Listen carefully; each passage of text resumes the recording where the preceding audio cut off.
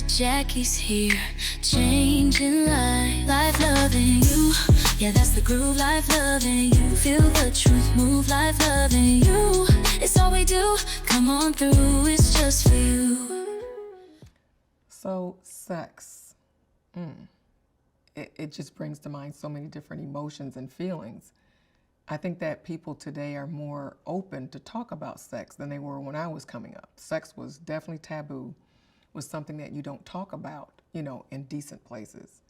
But there's a big difference to me between sex and intimacy. They're not the same. They're not one and the same. Where sex is a mechanical act, right? Intimacy can be a part of sex, but it really doesn't have to be.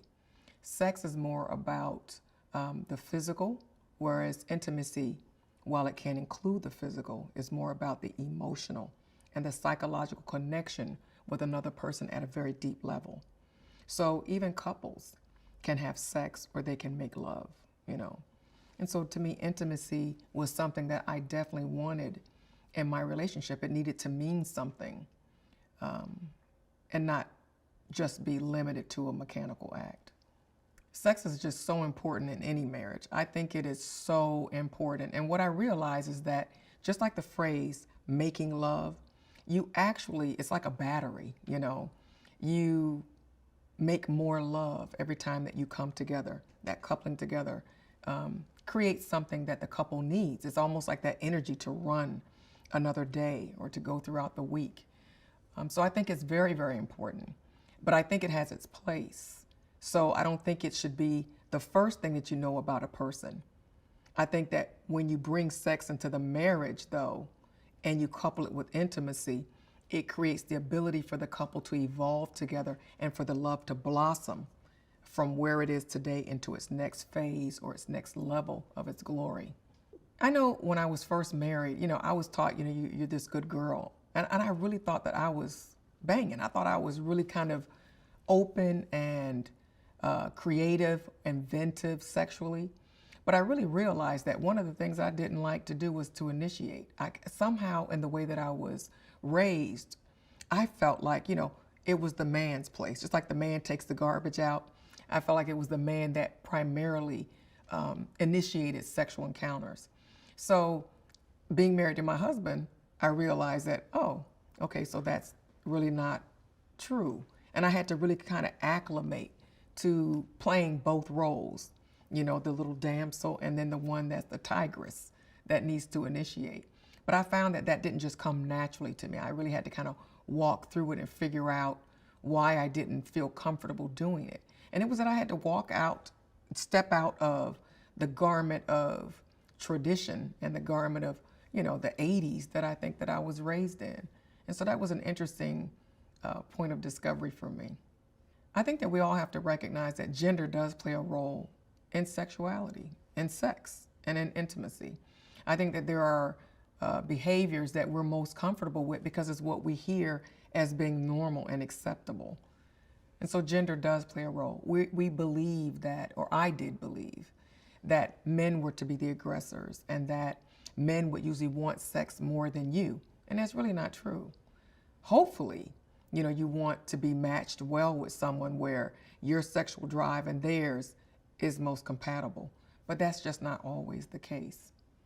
And I thought about my mother, and I thought about how could the way that I was raised reflect something about her and her past. And what I kind of thought about was what it was like to be her back in the 50s, back in the 60s. And I think it was very different. Back then it was like, just don't have sex, don't get pregnant. And good girl, and it was really said, good girls did this, whereas bad girls did something different. And so I think the way that my mother talked to me about sex, or the lack thereof of talking about sex, is very prominent. First of all, I'm still waiting to get the speech about the birds and the bees. First of all, I don't know why they even call it the birds and the bees. Why can't we just say sex? Because again, the word is hard to say out loud. But I've never gotten that talk.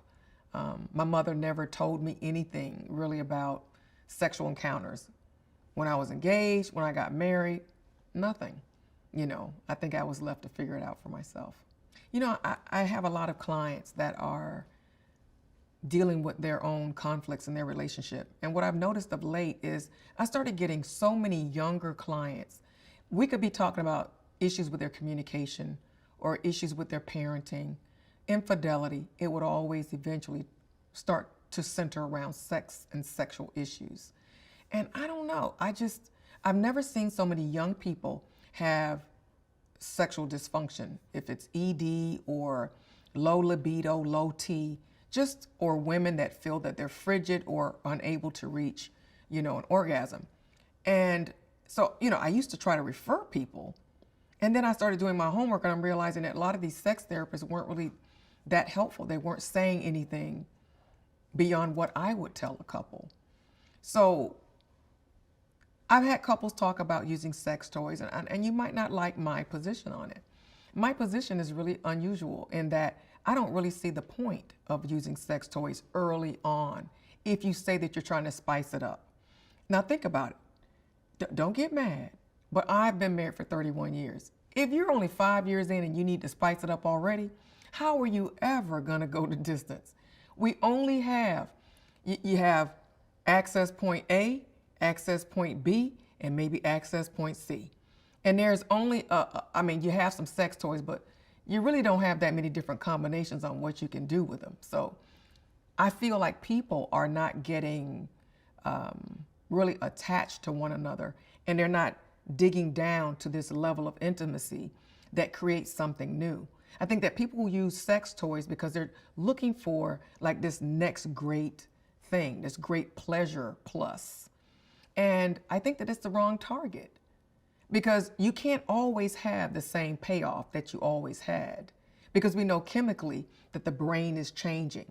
Those endorphins and oxytocin and all of those love chemicals, they're not circulating at the same level once you're 4, 5, 6 years in. I just want couples to accept the changes more readily and to see them as a positive and not a negative. Because even as there's ebbs in that sexual relationship, it's going to produce something deeper and more intimate and more long lasting. Just as pleasurable, but different. And so I don't know if we're using a lot of the sex toys early on to mask, something that we're chasing. And I just don't want people to do that. I want you to go with the flow.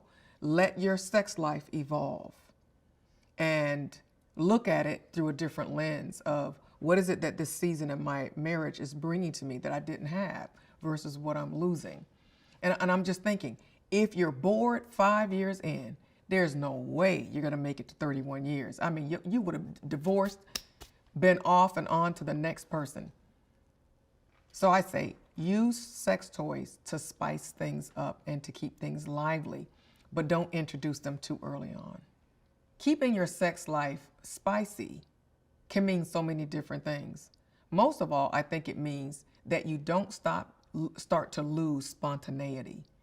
What I started to notice is that once you've been married for a long period of time, you start to create this rhythm or this pattern. But the one thing that's different about it and being fresh in love and newly married is spontaneity. I mean, you could just be eating dinner. Oh my God, I'm so hungry. You catch a glimpse of the other person's eye, and then the next thing you know it, you're steamed up and you guys are on the dining room table having more than dinner. So in my mind, spontaneity is really the key. That's the secret ingredient. That's the secret sauce to keeping things spicy, is staying away from that boring pattern that you often get locked into after you start having children.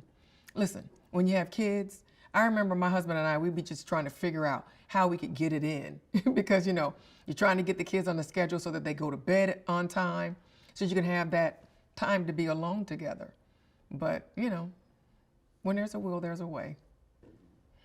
I think your sexuality is something that's inside of you. Some people are just really sexy. I remember I knew this girl in college. When she would talk, she was like, she would do her lips a certain way, like she would touch herself while she was talking. Jackie, and she'd always be doing this kind of stuff. That was a sexy heifer. I'm not so sexy. I'm more funny. I'm telling jokes. I think I'm kind of like midstream. I'm like the average girl. I wouldn't say that I'm sexy at all, but I came to my sexuality just by being me. So the way that I show up sexually it's a part of my identity, and it's who I am and what I do. And hopefully, you know, that clicks with your partner. Luckily for me, it clicks very well with my husband. So I remember when I was at the University of Miami my freshman year, I had a wisdom tooth that wouldn't grow out properly. Next thing I know, I'm having surgery and the dentist figures out that I had all 4 of them. So I was like, I don't want to take the time. Just take them all out at once. That was not a good decision. I woke up with the man's foot on the side of the chair with some pliers in my mouth, pulling my teeth out. Long and short, I was so sick. I was throwing up. I couldn't keep the pain pills down. I lost about 15, 20 pounds. I was banging though. Listen, my signature move was heels and shorts. I could stop traffic. I think that was a time where I really began to recognize my sexual prowess, that wow, you know, men will look at you and desire you. And it was really kind of nice. And I think that I took that intersection of really discovering my sexuality, and I looked at it, I liked it, but I also understood that it was something that I had to be very careful with, because you wanted to make sure you didn't send mixed signals. But that was a great discovery. I wish I still had those legs, honey. I must say, even though I had the banging legs and that body was on point, I still did not feel very good being naked. I just don't like nudity that much. So I don't think it's about more than anything apart from me just being kind of shy that way. I have my moments. I have the times where I feel that I want to be that type of a person, and then other times when I don't. I'm more shy and reserved, and it fluctuates. And I think those are the things that keep the relationship spicy, you know, because you show up differently at different times, and it keeps things interesting. Once you've been married 31 years, who's shy about frequency? I mean, I think I told you that it was difficult for me to get used to initiating. That was early on. Now I'm a girl with a bag of tricks. I mean, I know what I'm doing. So I wouldn't say that it's a complicated thing for me now to initiate or to express my desire for my husband. You know, and you know what you say to him or what you do to let them know that, hey, there's interest here. And you just hope that the response is not interested. Hey, Dr. Jacquie here. I'm your how-to lady. How to do life, how to do love, and how to do you, boo. So click, like, and subscribe. Stay tuned for more to come.